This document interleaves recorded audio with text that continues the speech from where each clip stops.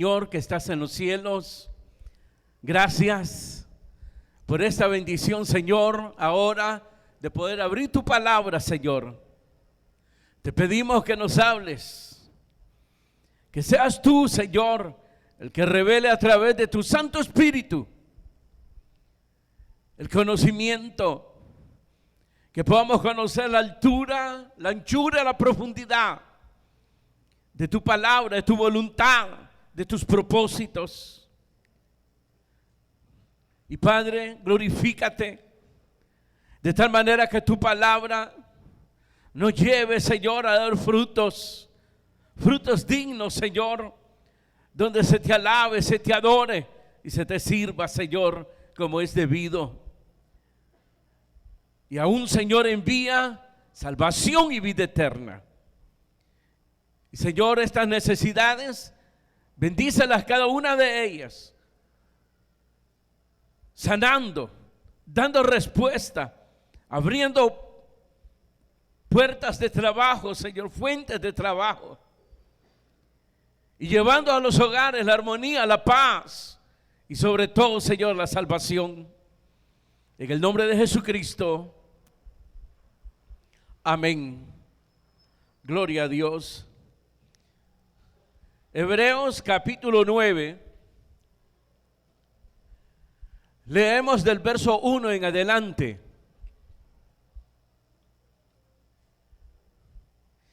Hebreos capítulo 9, verso 1. Dice la palabra del Señor: ahora bien, aún el primer pacto tenía ordenanzas de culto y un santuario terrenal, porque el tabernáculo estaba dispuesto así. En la primera parte, llamada el lugar santo, estaban el candelabro, la mesa y los panes de la proposición. Tras el segundo velo estaba la parte del tabernáculo llamado el lugar santísimo, el cual tenía un incensario de oro y el arca del pacto cubierta de oro por todas partes, en la que estaba una urna de oro que contenía el maná, la vara de Aarón que reverdeció y las tablas del pacto, y sobre ella los querubines de gloria que cubrían el propiciatorio, de las cuales cosas no se puede ahora hablar en detalle. Y así dispuestas estas cosas, en la primera parte del tabernáculo entran los sacerdotes continuamente para cumplir los oficios del culto. Pero en la segunda parte, solo el sumo sacerdote una vez al año, no sin sangre, la cual ofrece por sí mismo y por los pecados de ignorancia del pueblo, dando el Espíritu Santo a entender con esto que aún no se había manifestado el camino al lugar santísimo, entre tanto que la primera parte del tabernáculo estuviese en pie, la cual es símbolo para el tiempo presente, según el cual se presentan ofrendas y sacrificios que no pueden hacer perfecto en cuanto a la conciencia al que practica ese culto, ya que consiste solo de comidas y bebidas, de diversas abluciones y ordenanzas acerca de la carne impuesta hasta el tiempo de reformar las cosas.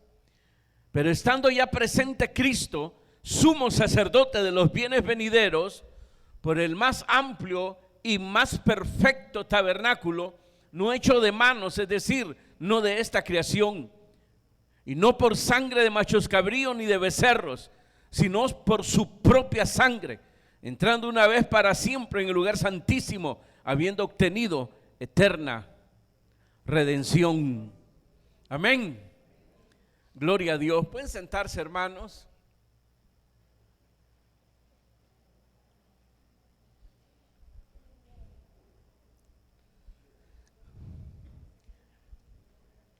El escritor, hermano, a los hebreos, o de este libro, hace una descripción de lo interno del templo,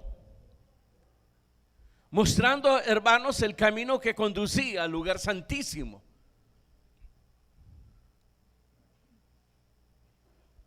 Un camino en donde pocos tenían acceso En primer lugar, el lugar santo. Y luego, hermanos, solo una persona y una vez al año, lo que sería, hermanos, el lugar santísimo. Esa es la descripción que hace, hermanos, el escritor a los hebreos con respecto al templo, para llegar, hermanos, a mostrarnos que todo ello nos hablaba y nos llevaba siempre a nuestro Señor Jesucristo. Decir que una vez más mostrar que todo era figura y sombra de lo verdadero de nuestro Señor Jesucristo, del verdadero tabernáculo, del lugar donde realmente mora nuestro Señor Jesucristo. Amén. Entonces diríamos, hermanos, un nuevo y mejor camino a Dios a través de Jesucristo. Porque entrar al templo, hermano, y señalar ese camino que lleva al lugar santísimo, sabemos que en el lugar santísimo ahí descendía la gloria de Dios. Es ahí donde estaba la presencia de Dios. Entonces era un camino, hermano, que se mostraba, que es lo que está haciendo aquí el escritor, pero que del lugar santo al lugar santísimo había un velo. Todavía en el lugar santo podían entrar muchos, es decir, los sacerdotes, aquí lo señala, que continuamente cumplían los oficios de culto. Pero ya para atravesar ese velo, solamente una persona, una vez al año, que era el sumo sacerdote. Entonces, hermanos, nos está mostrando ahí que todo ello no era perfecto. Y creo que esto es importante señalarlo, lo ineficaz que fue todo esto. En el sentido, hermanos, de el pensamiento que tenían, hermano, el pueblo judío, y que lo transmitieron también a los gentiles que judaizaron, de hacerles ver, hermano, que todo esto nada más era una figura, nada más era una sombra que había de venir. Sin embargo, hermanos, también nos anunciaba, nos guiaba hacia Cristo. Por eso usted va a ver cuando Jesucristo, en el momento que Él expira, muere, hermanos, inmediatamente el velo del templo, es decir, para entrar al lugar santísimo, ese velo se rompe. Yo creo que más adelante Él explica eso, hermano, cuando se rompe. Que lo que está diciendo ahí es que ahora tenemos entrada libre hacia el lugar santísimo, es decir, a la presencia de Dios. Imagínense, solo una persona, una vez al año. El camino estaba cerrado, no había acceso a Dios. Pero Jesucristo vino y lo abrió para nosotros. Por eso Jesús dijo: yo soy el camino.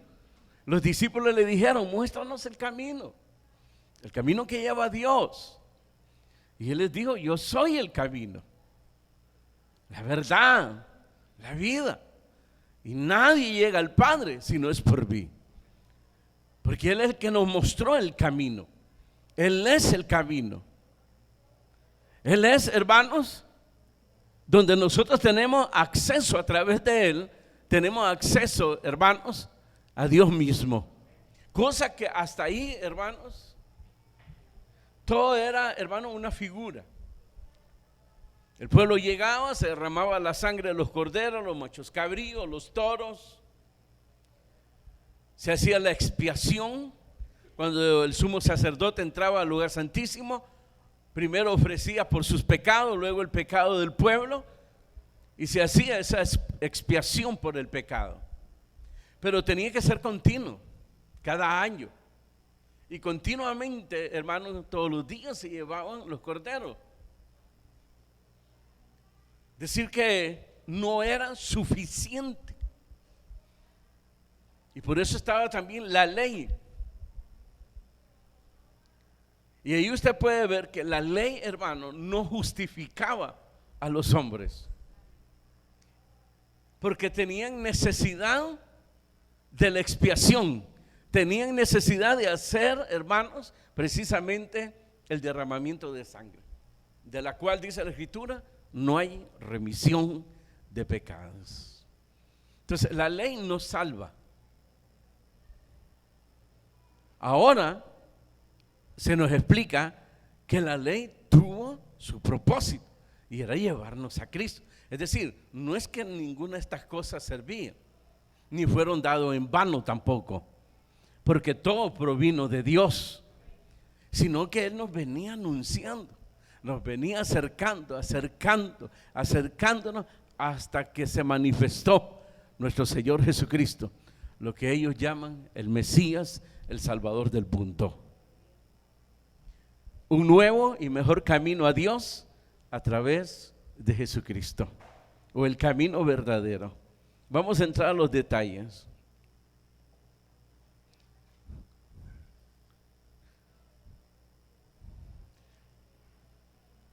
Dice el verso 1, ahora bien, aún el primer pacto tenía ordenanzas de culto y un santuario terrenal, porque el tabernáculo estaba dispuesto así.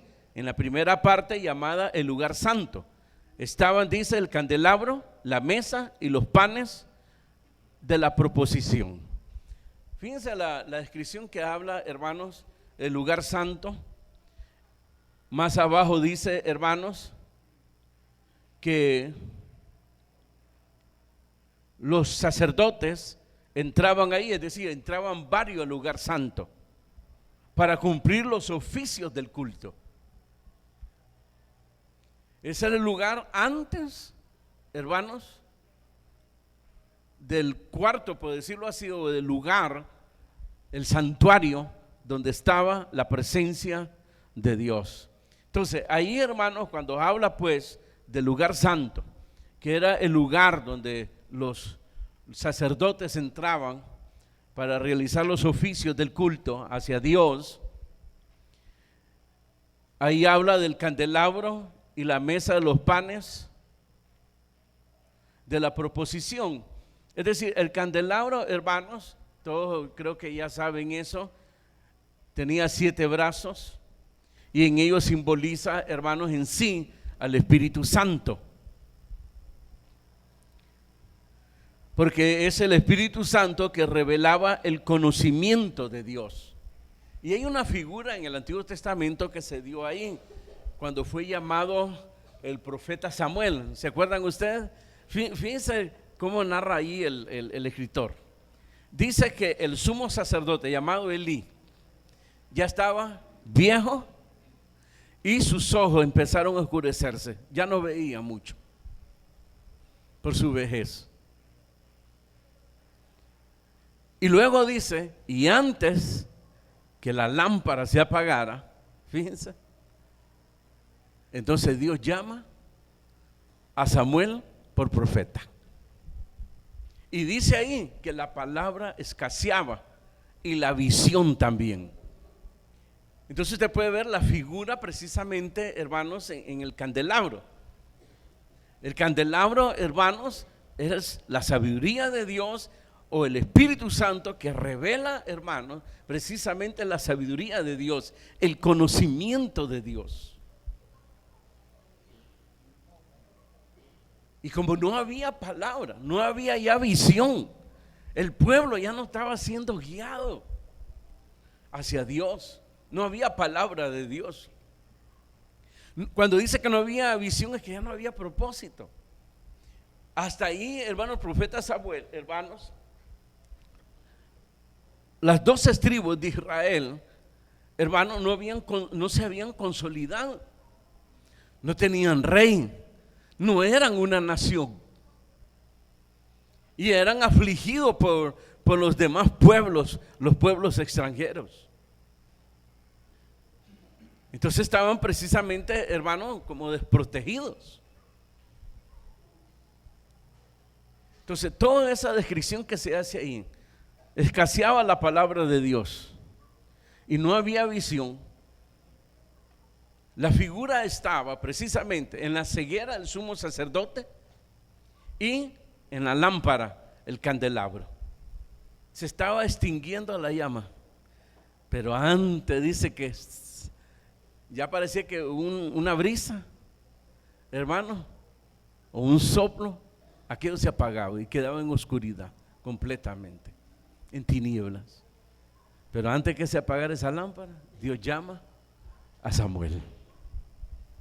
Y Samuel lo que trae es precisamente una restauración, reformas y restauración del culto hacia Dios.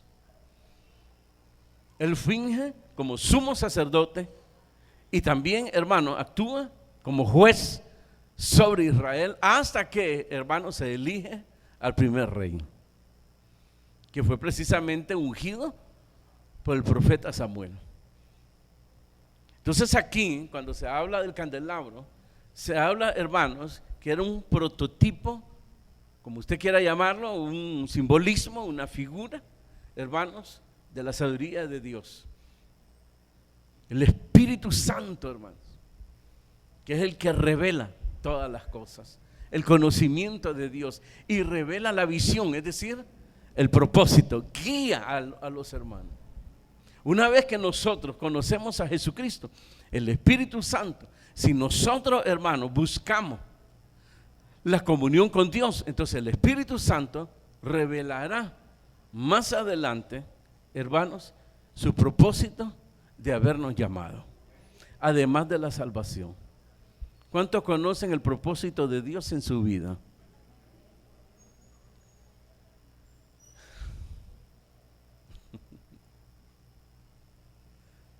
Entonces, ¿falló el Espíritu Santo? No. ¿Ha escaseado la palabra de Dios? No, está escaseando afuera.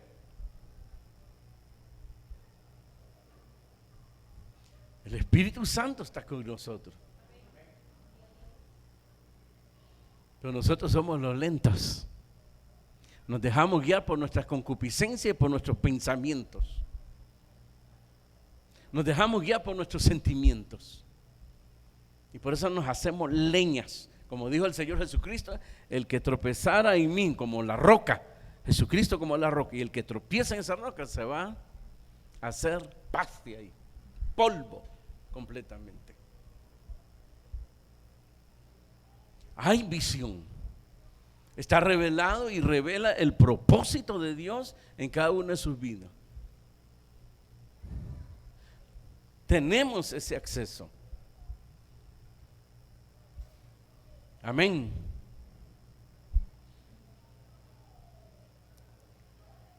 Entonces el candelabro, luego, ¿qué sigue? La mesa y los panes de la proposición. En cuanto a los panes, hermanos, de la proposición, representaba el alimento espiritual dado por Dios al pueblo. Y esto lo hacían a través de los sacerdotes. Acuérdense que el sacerdote estaba para ser el mediador entre Dios y el pueblo. Entonces ellos enseñaban, Dios les daba el alimento espiritual, la palabra de Dios. Eso es lo que representaban los panes de la propiciación, precisamente. El alimento. Pero se había descuidado tanto ya, hermanos, que yo creo que ni pan había ya ni ese simbolismo estaba ahí. Pero todo eso nos habla de Cristo. Jesucristo le dijo, vuestro Padre os dio el maná del cielo. Y vuestros padres comieron, dice, o Dios se lo dio a vuestros padres, y los padres comieron el maná, pero murieron. Yo soy, ¿qué dijo? El pan del cielo, el verdadero pan del cielo.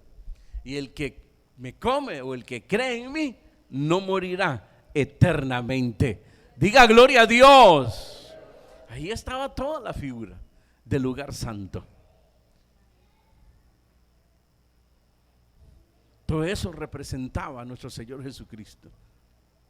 El santuario que estaba allí, hermano, el templo, todo era terrenal de lo verdadero que se estaba anunciando y que un día se manifestará a nosotros, hablando precisamente del santuario. Eso lo estudiamos en Apocalipsis. Yo creo que ya la mayoría ya no se acuerda. Que la figura del santuario, la cual se le dio a Moisés, es donde somos llevados nosotros por nuestro Señor Jesucristo en la eternidad. Porque vamos a la presencia de Dios. Porque dice que ya no habrá necesidad ni de luna ni sol, porque Dios mismo nos alumbrará a todos. Estaremos en la presencia de Dios. Y Juan dice, hermanos, que le veremos tal como Él es. Entonces, ¿y dónde está la presencia de Dios? En el santuario, lo que se le llama el lugar santísimo, donde entró, hermanos, nuestro Señor Jesucristo una vez para siempre, y que un día vendrá y nos llevará a ese lugar. Amén y amén. Todo este precioso, hermanos, todo está de que nosotros le pidamos siempre a Dios la sabiduría. En conclusión, hermanos, en esta parte, el cristiano goza o debiera de gozar de la revelación de Dios a través del Espíritu Santo. El apóstol San Pablo dice: si alguno es falto de sabiduría, pídala a Dios, Él os dará la altura, la anchura y la profundidad, es decir, sin medida. ¿Por qué hay falta de conocimiento en el pueblo? ¿Por qué será? ¿O por qué el cristiano de este tiempo actúa como si anduviera perdido y extraviado? Que no sabe para dónde ir. No tiene de dónde agarrarse, cualquier cosa los bota, cualquier cosa los desvía del camino. No es que la palabra falle, ni el Espíritu Santo. Nosotros lo estamos desaprovechando. Estamos en un mejor pacto y hemos sido puestos en el verdadero camino que lleva a Dios. No tenemos excusa. Por eso dice la Escritura que seremos juzgados, porque no tenemos excusa. ¿Qué cristiano podrá llegar, hermano, argumentando cosas de por qué no se entregó y por qué se extravió? Dígame, ¿con qué argumento? ¿Con qué cara? Yo me acuerdo de Jesucristo cuando habló del rico y Lázaro, ¿se acuerdan? ¿Verdad? Dice que el rico comenzó a clamar, ya muerto allí, dice, donde estaba el infierno, el lago de fuego, y suplicó por sus hermanos que mandara a alguien para que no vinieran a este lugar de tormento. ¿Y cuál fue la respuesta del Señor? Si alguien llegara, no van a creer. Lástima que no añadió ahí de que lo que puede suceder es que si alguien llega de los muertos, se va a asustar y se va a morir. Más rápido sería, hermano, llegar a la muerte. Pero ¿qué dice? Tienen a Moisés y a los profetas. Tienen la palabra de Dios. Que lo escuchen a ellos. Muchos queremos que Dios nos hable en voz audible. Y como Él no nos habla en voz audible, entonces damos por conclusión que Dios no nos habla, cuando Él nos ha dejado su palabra. Y Él nos habla a través de su palabra. Más si le pedimos la guianza al Espíritu Santo. Y no es asunto que usted se va a poner ahí ya como adivinación, ¿verdad? Espíritu Santo, estoy pasando estas cosas.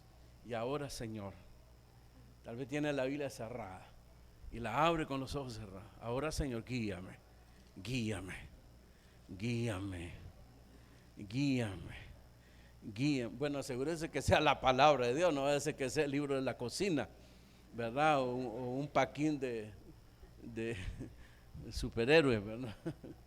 No, hermano, no es así. No es así.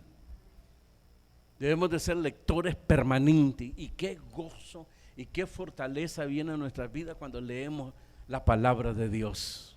Él nos da confianza, nos habla. Nos recuerda sus promesas, sus obras, su poder. Nos recuerda, hermano, que aquí somos peregrinos, que ahora somos de la patria celestial. Todo eso nos recuerda, hermano, que Jesús volverá, que Él va a retornar a esta tierra para llevarnos a todos, a los que hemos creído en Él. Aquí está todo. Él nos habla, pero somos nosotros los que queremos ponerle al Señor, ¿cómo sería? Condiciones. No, yo quiero que me hable audiblemente. Aquí, quiero escucharte. Tenga cuidado, porque muchos dicen que han llegado a escuchar la voz de Dios y en vez de perfeccionarse se van para atrás. Yo no les entiendo eso, hermano. Yo no entiendo a las personas que dicen que han visto ángeles y su vida se vuelve peor todavía espiritualmente. Yo no comprendo eso, hermano. No entiendo eso.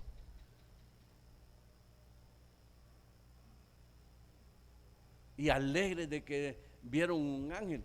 Yo, en el Antiguo Testamento, los que miraban, hermano, ángeles, se morían del miedo, del temor, y clamaban a Dios, porque ya sentían que iban a ser muertos.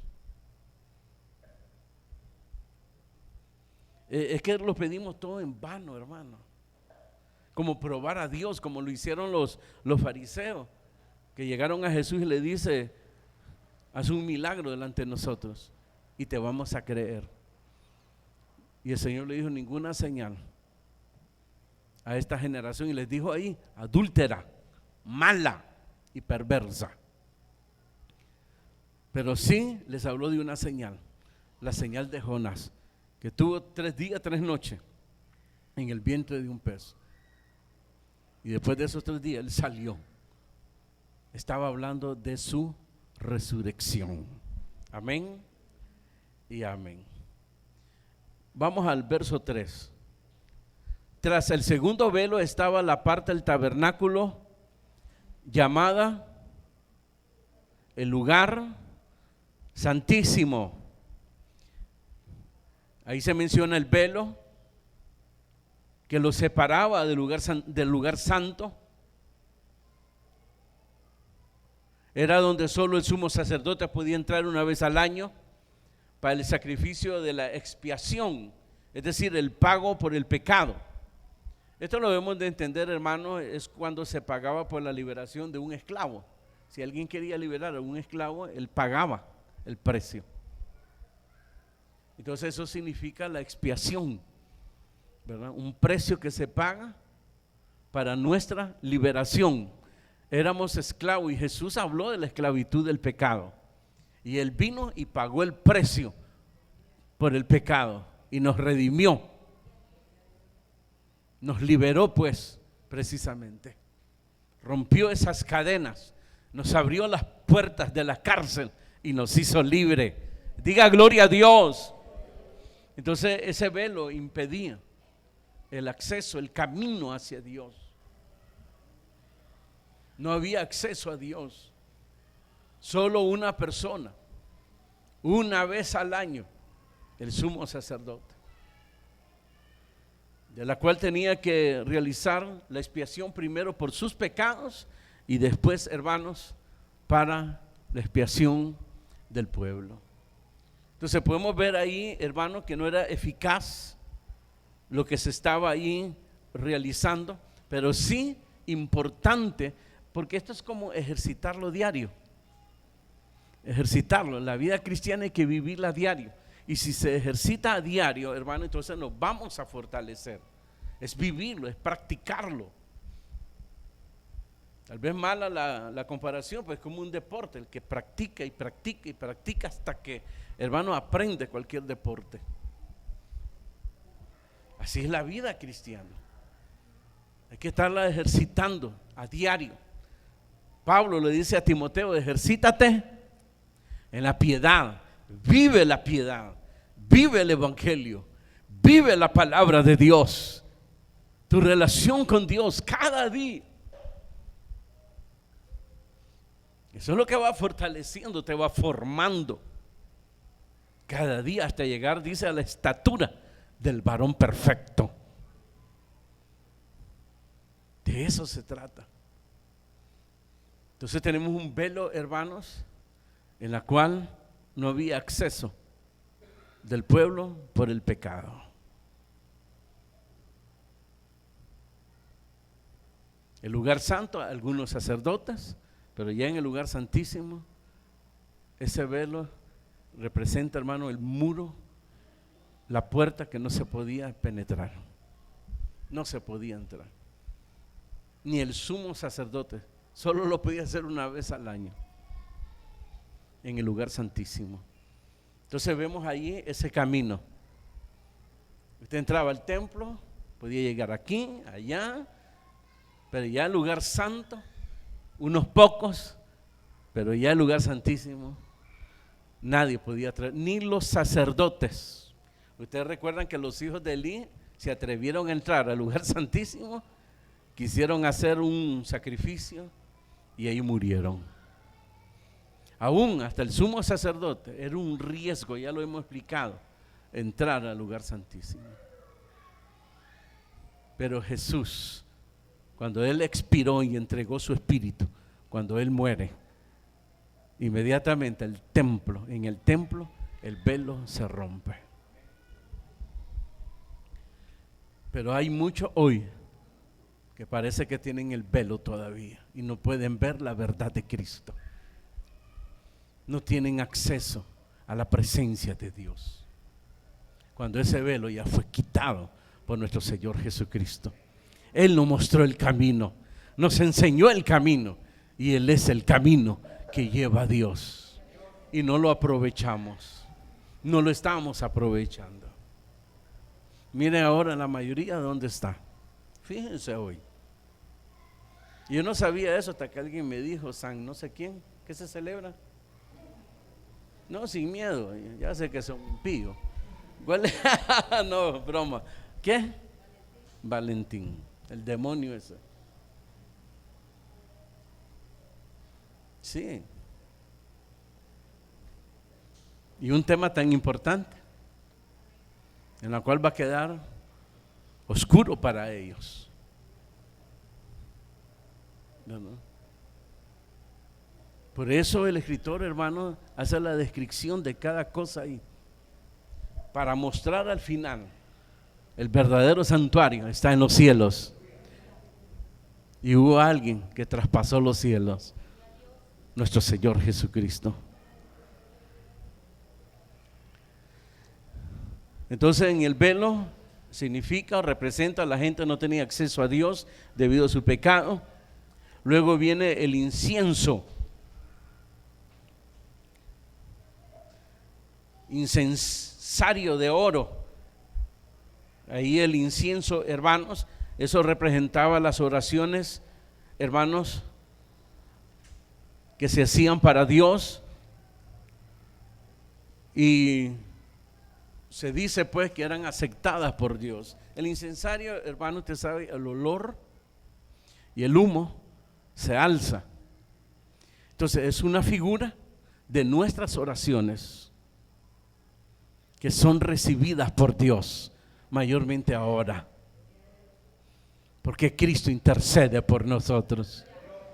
Donde 2 o 3 se reúnan en mi nombre, ahí estaré yo. ¿Y qué cree que va a estar haciendo el Señor? Solo mirándonos cómo nos quebramos todo. Todo lo contrario, Él intercede por nosotros.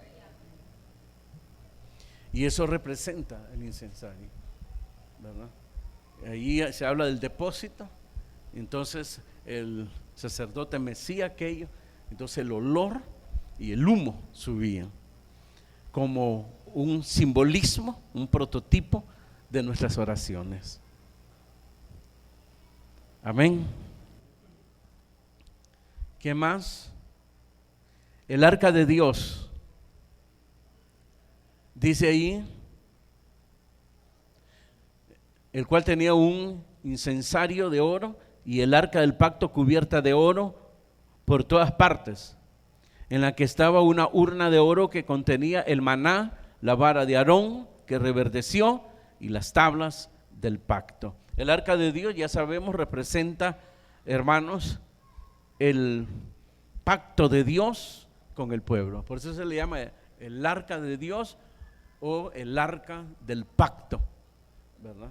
Y por eso dice que adentro su contenido estaba, ¿qué dice ahí? El maná, la vara de Aarón que reverdeció y las tablas del pacto, es decir, las leyes, ¿verdad? Pero en primer lugar, el arca representaba la presencia de Dios.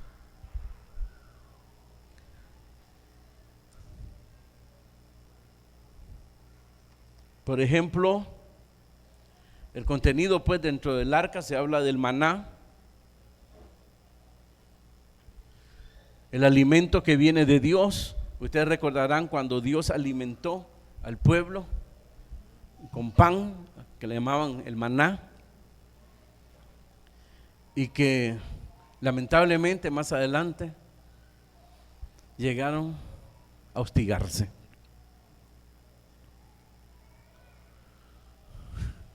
Querían carne. A veces, hermanos, los hermanos han sido testigos cuando vamos a lugares, a la radio, o vamos a otros lugares y la gente escucha la radio, mira lo de la televisión, que usted ya ni mira el programa. Yo creo que ni lo recomienda, pero mucha gente lo mira. Y cuando lo reconocen a uno le dicen, dichoso el pueblo que está recibiendo palabra de Dios. Y yo en mi mente, si supiera que están hartos, están como el pueblo que ya está por las narices, por los oídos, por los ojos le están saliendo gusanos, porque están hartos ya no escuchan, y si escuchan, escuchan pesadamente. Esa es la triste realidad de un pueblo que todavía, hermanos, todavía hay palabra y hay visión. Jesús dijo, yo soy el verdadero pan que descendió del cielo. Vuestros padres comieron el maná, murieron, pero yo soy el verdadero pan, el que descendió del cielo. El que cree en mí no morirá eternamente. Amén y amén. ¿Qué más dice ahí? El maná, la vara de Aarón, dice ahí que reverdeció. Este es bien importante, cópialo ahí, lo lee en su casa, el capítulo 17 de Números. ¿Qué fue lo que sucedió ahí para que reverdeciera la vara de Aarón? ¿Alguien se acuerda? Él tenía hambre y fue a un palo y no había, entonces la vara de él reverdeció y salió ahí uvas, manzanas, y por primera vez se mencionan ahí mamones, nancite, para que él comiera. No, lo que sucedió ahí, hermanos, es que ustedes recordarán, Moisés, hermanos, día y noche pasaba juzgando al pueblo y no alcanzaba a juzgar al pueblo, a atender a la gente. Entonces llegó su suegro, ¿verdad? Llegó su suegro y le recomendó que levantara, ¿verdad? Hombres sabios, líderes pues, y que los levantara de cada tribu de Israel para que ellos atendieran al pueblo, y los casos más, ¿qué sería? Más grave, pues que él los mirara. Así como ustedes, ¿verdad? Que los invitan a fiesta y todo, y solo me invitan a mí a los funerales y a los entierros. Entonces las cosas más graves, dice, ¿verdad?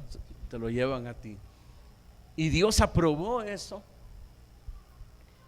Y comenzaron a levantarse líderes, hermanos, pero que tenían que estar bajo la autoridad de Moisés. Pero como siempre sucede, llega un momento donde el líder quiere atraer la atención hacia su persona, el líder quiere sobresalir, ¿verdad? Y mira con recelo, en este caso a Moisés y a Aarón, ¿verdad? Con recelo, hasta que ya no aguantaron, como dice la Escritura, el necio revela su necedad, no se aguanta, Entonces se sublevaron, acarrearon un montón hacia la rebelión y les reclamaron, dicen que murmuraban contra Moisés y contra Aarón. Y le dijeron, ¿acaso Dios solo habla a través de ustedes? ¿Acaso no habla a través de nosotros? Porque acuérdense que Dios les había repartido espíritu en ellos y profetizaban, ¿se acuerdan? Pero eso era, hermano, para atender al pueblo, para hacer ayuda, apoyo, hermano, a Moisés y a Aarón. Pero ellos no lo entendieron así, ellos querían sobresalir. ¿Qué es lo que pasa en las iglesias? Todas esas rebeliones que usted mira, de ahí viene. Como dice Pablo, dice, ¿de dónde vienen las guerras? De los celos, ¿verdad? De ahí vienen las divisiones, ¿verdad? Y es que solo eso, también Dios habla por mí. Claro que habla por usted. Y me gozo cuando dice un líder que murió a alguien y le puso la mano y resucitó. Yo me gozo con ese testimonio. O que otro puso las manos y se sanó la persona. Gloria a Dios, yo me gozo con ustedes. Eso no me va a llevar a aparentar aquí, ¿verdad? A querer sobresalir y ver cómo levanto algunos muertos para que aquellos no me agarren el mandado. No, es innecesario. No es así el asunto. Está escrito. Cuando dice, hermanos, que ¿cómo dice? El mayor servirá al menor, ¿así es? O el menor servirá al mayor. Pero hay una autoridad y Jesucristo lo dijo claramente, uno es vuestro maestro. Jamás podemos llegar a ser más que el maestro, pero sí como el maestro. Así lo explicó el Señor Jesucristo. Pero lamentablemente la concupiscencia de la carne, ¿verdad? Y los ciegos, los insípidos, los que no leen la escritura y si la leen les vale jocota lo que dicen los principios de Dios, los insensatos, como dice la escritura, a veces apoyan esos movimientos así, ¿verdad? Y lo que no entienden es que el otro quiere sobresalir, no sabe esperar. Y no sabe esperar porque no está sembrando. Es que hay que sembrar para recibir. La escritura dice que digno de su salario es ¿quién? El que trabaja. Entonces, ante esa murmuración, hermanos, fueron llevados delante del tabernáculo y ahí les dijo que trajeran a todos la vara. Cada quien tenía su bastón, era algo normal en ese entonces. Y ahí puso la señal el Señor, que la vara que floreciera, reverdeciera, a ese había elegido. Y ahí fue donde reverdeció la vara de Aarón como señal de que Dios había elegido a Aarón y no a los otros, ¿verdad? Este es un prototipo de nuestro Señor Jesucristo. Él es el señalado, el designado por Dios para nuestra salvación. Él es el Mesías, el Salvador del mundo. Esa es la voluntad de Dios, la cual muchos se resistieron, mayormente el pueblo de Dios, el pueblo de Israel. Y hoy vemos, hermanos, ministros que quieren no solo sobreponerse a los demás, sino ponerse a la par ya del Espíritu Santo, ¿verdad? Que ya se creen hasta dioses. Y la gente, hermano, por ignorar la palabra, hermanos, le siguen. Lea la Biblia. Entonces esto era señal precisamente de ello, de la autoridad, pero mayormente de nuestro Señor Jesucristo. ¿Qué más?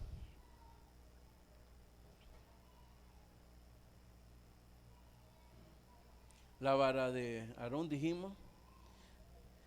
Las tablas del pacto, es decir, las leyes de Dios, en donde el pueblo tenía que caminar de acuerdo a la palabra de Dios. Entonces ellos serían, hermanos, su pueblo y Dios sería el Dios de ellos, ¿verdad? Si ellos, hermanos, caminaban en pos de Él, guardando sus mandamientos, sus decretos y todo lo que había dado a través de las leyes.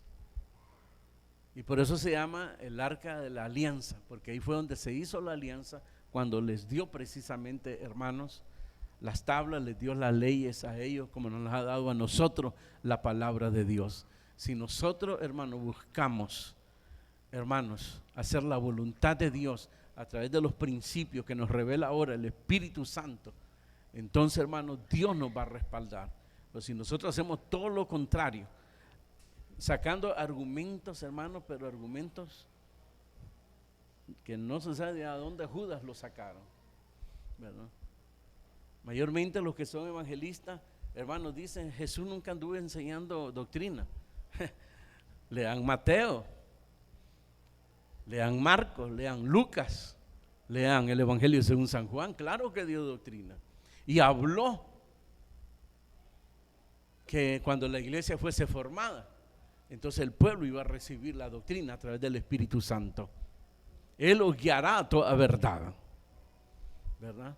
Y está establecido que la palabra es para enseñarnos, para juicio, para justicia, dice ahí, a fin de que el hombre sea perfecto, para toda buena obra, dice la Escritura. Para eso son los principios. Ellos son los que nos guían, nos forman precisamente, para venir a ser la persona que Dios, hermanos, quiere utilizar en su obra. Entonces revela su palabra y también nos da visión. Amén y amén. No es asunto lo que yo quiero ser. Les voy a decir algo.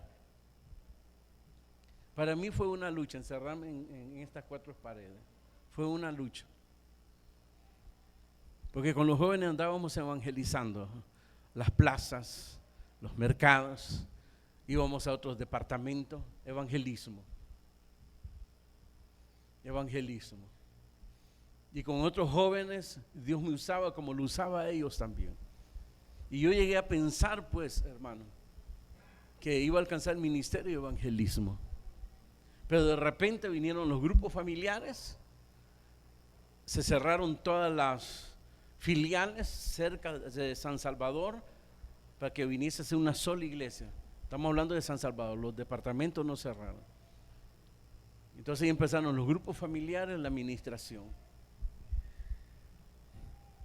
En el caso de su servidor, como otros, hermanos, ir a abrir, le decían antes Campo Blanco, ¿verdad? Es decir, ir a abrir iglesias. O a veces era enviado a alguien que era el pastor, pero a veces el pastor en tiempos de lluvia pues no quería mojarse, pedía permiso, entonces lo enviaban a uno ahí, ¿verdad? Entonces predicando en un local, yo me asfixiaba, cuatro paredes, como que estaba encarcelado así, y no hallaba, entregaba la palabra, pero y comencé a orarle al Señor. Pero ya ves, el ministerio de pastor. Aunque en el ministerio de pastor, si usted lee bien, hermano, alcanza los otros ministerios.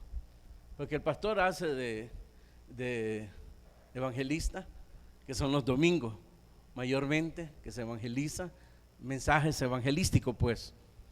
El pastor es maestro, enseña las doctrinas. ¿Qué más? Las profecías, cuando estudiamos, hermanos, Apocalipsis, cuando estudiamos Daniel, cuando estudiamos, de eso se trata el profeta. El profeta no es como en el Antiguo Testamento. Muchos hermanos creen que ese es el profeta de hoy, el ministerio profeta. Desarrolla. Y cuando ya se abren nuevas obras, hermanos, hace la función de un apóstol. Hace, no es que sea, hace. Para que no agarre la vara y después va a andar diciendo que yo digo que soy apóstol, ¿verdad? En ninguna manera, ¿verdad? Sí, hermano. Entonces aquí, hermanos, Esto fue lo que sucedió. Luego vinieron las tablas, es decir, el contenido completo dentro del arca del pacto. Dice que está el maná, el alimento espiritual. ¿Qué más? La vara de Aarón que reverdeció. Y hermanos, las tablas del pacto. El último que se menciona aquí, hermanos, el propiciatorio, dice ahí. Y sobre ella, dice, sobre el arca, los querubines de gloria que cubrían el propiciatorio, de las cuales cosas no se puede ahora hablar en detalles, ¿verdad? Es decir, hermanos, que la cubierta, lo que cubría el arca, ¿verdad? Y es que donde se levantaban los dos querubines, la figura de los dos querubines, ahí representaba, hermanos, precisamente la presencia de Dios. Y por eso se habían puesto los dos querubines, ¿verdad? En la figura ahí que cubrían o resguardaban el arca, ¿verdad? Y usted sabe que en la realidad donde está nuestro Dios, usted sabe que ¿cuántos hay? 4 seres vivientes, están los querubines, que día y noche pasan diciendo santo, santo, santo es el Señor, ¿verdad? Porque allí está la presencia de Dios. Eso es lo que representa ahí. Se oye muy, no sé cómo decirle, la tapadera pues del arca, pero eso es lo que representa ahí. Y por eso estaba a los dos lados, estaban las figuras, hermanos, de los querubines, ¿verdad? Figuras que ahora agarran para decir, ahí está, siempre se han hecho imágenes, ahí no están los querubines, pues. Pero los querubines no se adoraban, ni eran la parte de atracción del pueblo, ni de los sacerdotes, sino que en el autor de la vida, de Dios y de nuestro Señor Jesucristo. Por eso en la conclusión, hermanos, dice aquí, verso 11, bueno, el verso 1 dice, ahora bien, aún el primer pacto tenía ordenanzas de culto y un santuario terrenal. El verso 11, pero estando ya presente Cristo, sumo sacerdote de los bienes venideros, por el más amplio y más perfecto tabernáculo, no hecho de manos, es decir, no de esta creación, y no por sangre de machos cabríos ni de becerros, sino por su propia sangre, entró una vez para siempre en el lugar santísimo, habiendo obtenido eterna redención. Y por eso aquí habla del Espíritu Santo, verso 8, dando al Espíritu Santo a entender con esto que aún no se había manifestado el camino al lugar santísimo, y el que lo vino a enseñar y que nos abrió el camino hacia Dios fue nuestro Señor Jesucristo, el gran sumo sacerdote que entró al lugar santísimo y que ofreció no sangre ajena de los machos cabríos, sino que su propia sangre, ¿verdad? Y que todo, dice, fue precisamente de los bienes venideros, más amplio y más perfecto tabernáculo, que no fue hecho de mano, no de esta creación. Entró una vez para siempre en un lugar santísimo, habiendo obtenido eterna redención. Ahí está todo lo que está enseñando aquí.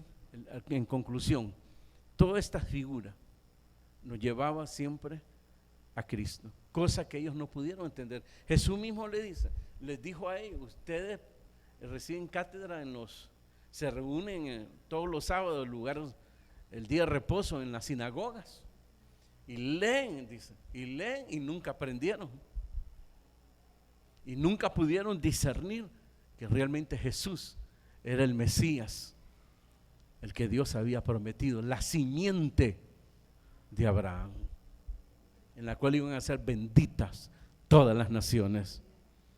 Eso nos incluye a nosotros, ¿verdad? Que somos de esta nación. Fuimos alcanzados, hermanos, por el Mesías, nuestro Salvador Jesucristo. y que Él nos abrió el camino y nos presenta el verdadero camino, el acceso hacia Dios. Ojalá hoy usted se quite ese velo, quítese ese velo. Usted mismo se lo ha puesto y no puede ver todas estas realidades precisamente, toda esta riqueza que nos enseña. Y por eso es esa vida cristiana arrastrada completamente, arrastrada, sin visión. Pregunté al principio, ¿cuántos tienen visión? ¿Cuántos ya conocen el propósito de Dios en su vida? Nadie. Hermano, a mí se me comenzó a dar desde que era diácono. Y yo me reí, hermanos. Me reí, hermano, porque era un diácono.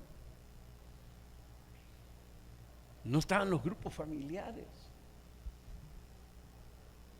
Andábamos los jóvenes predicando. Y la primera predicación, hermanos, a mí me dio risa porque fue en un culto, en una filial, donde estábamos todos, cada quien estaba en su filial. Los domingos asistíamos a la central y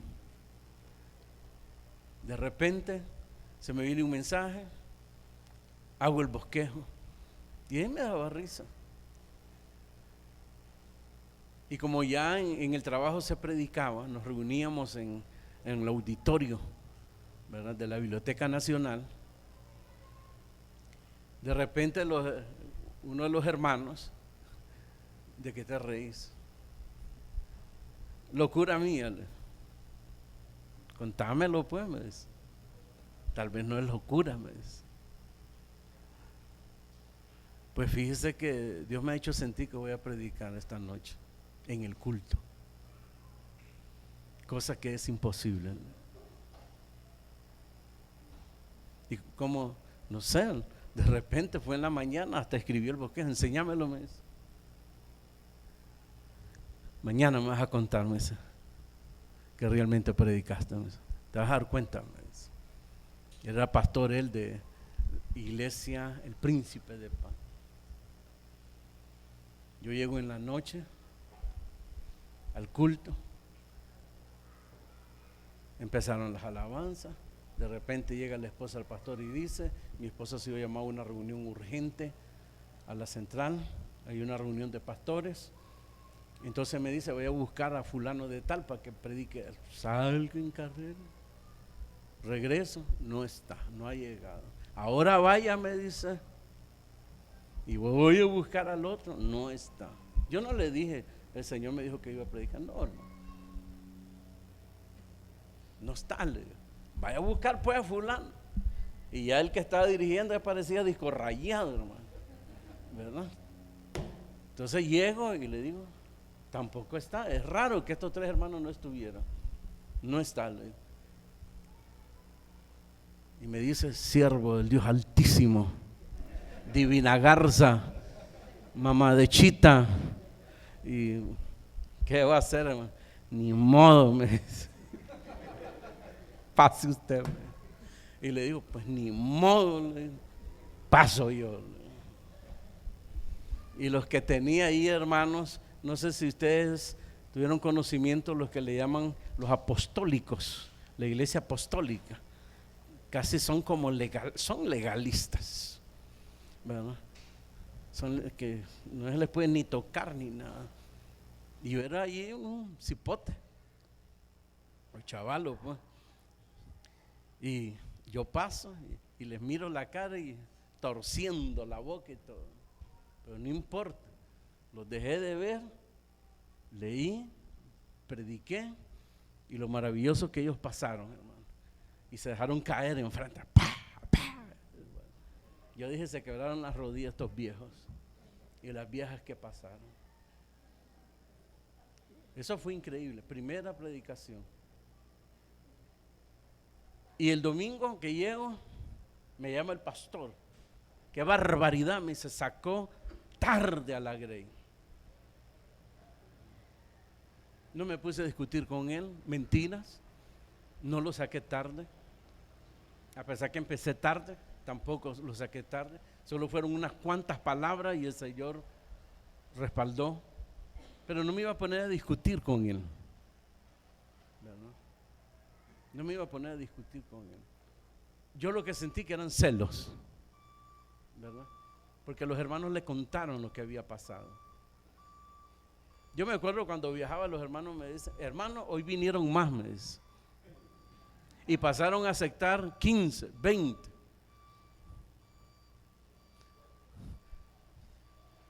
Si yo entiendo que ustedes salieron de mis lomos del ministerio, porque voy a sentir celo. Y ya ponerme a maquinar ahí, estos se me van a ir arriba, me van a llevar el mandado. Yo me alegraba. Y cuando venía le decía: hermano, gloria a Dios. Lo que me cuenta el que está ministrando a los jóvenes, me cuenta maravillas. No sé si será cierto, pero me cuenta maravillas. Yo le creo. Yo no voy a venir ahí, hermano, ¿verdad? Y a ver cómo lo quiebro un poquito, que no se me vaya arriba. Esas son tonterías. Uno debe saber, hermanos, quién lo llamó. Y es lo que decía Pablo y finalizo. Yo sé en quién he creído. Y sé también hasta dónde el Señor, ¿verdad? Lo sé todo. Con los hermanos me hago los ignorantes. No me gusta discutir con ellos. Es mejor a veces mostrarse como David con los filisteos, en la tierra de los filisteos. ¿Qué es lo que se decía de David en la tierra de los filisteos? Vamos, los que han leído, ¿cómo? Se pasaba como loco y hasta dejaba caer baba. Es mejor. Cuando fue llevado delante del rey, vuélvenme a traer este loco y si los mato a ustedes, a los que lo habían llevado delante del rey. Porque este es David, decía. Y él cuando lo no es David, dice, porque aquel lo había enfrentado, lo había visto cara a cara, el soldado, el general. Pero como David se había, hermanos, para habitar ahí, porque Saúl lo andaba siguiendo. A veces mejor pasarse por ignorante, ¿verdad? Pero no es que sea ignorante. A veces hay que hacerse el torpe, ¿verdad? Eso es bien sano, ¿verdad? Lo importante es saber quién lo llamó a uno, porque de lo contrario, como muchos hicieron, que se regresaron. En el lugar, al principio recién venidos, nos reunían, hermanos, por mes. Y en ese lugar, pastores que venían de México, de varios lugares, venían con dinero para comprar casa, local, vehículo, designado tanto de salario, y no aguantaban, hermano, y se iban, se regresaban. Y yo me ponía a pensar: ¿seré yo el torpe? Porque esto con todo eso se regresaban.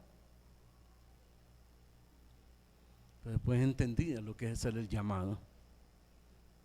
Una vez estando ahí ya no se puede retroceder. Ya no se puede. ¿Gana de salir corriendo? Claro que sí, pero no se puede.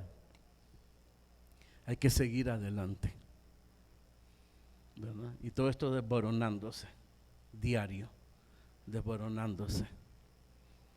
Eso lo saben los hermanos con los que me reúno. Desboronándose todo, por dentro. Pero sin saber que uno fue llamado. Eso es lo que da la fuerza. Porque uno ha creído a la verdad, a la realidad de Dios. Dios es real, Jesús es real, su palabra es fiel. Deje de mentir, deje la hipocresía y compórtese como un siervo de Dios, como una persona que realmente fue llamada. Y deje de andar rebotando, deje de andar ahí que hoy cae, mañana se levanta. Deje de ser una persona indecisa. Muestre y muéstrele a Dios que usted es una persona que va adelante, que de repente cae, es herido, pero se levanta y sigue adelante. Y eso fue lo que le dijo Pablo a Timoteo. Soldado de Cristo. ¿Cómo es que le dice? ¿Cómo? Sufre penalidades como buen soldado de Cristo. Amén y amén. Vamos a orar. Y dígale, Señor, gracias una vez más, porque debemos de estar agradecidos que Dios nos enseña su palabra, revela, hermano, su conocimiento y siempre nos da propósito en la vida. Padre, bendice a tu pueblo y levanta hombres y mujeres que amen tu obra, que estén dispuestos, Señor, a ir siempre de frente hacia adelante en medio de sus luchas, fragilidades, pero siempre llenos, fuertes en el Espíritu. Que no falte tu guianza, tu presencia en cada uno de ellos, Señor. Y guarda a tu pueblo siempre, mediante tu palabra y tu poder. En el nombre de Jesús, dígale gracias.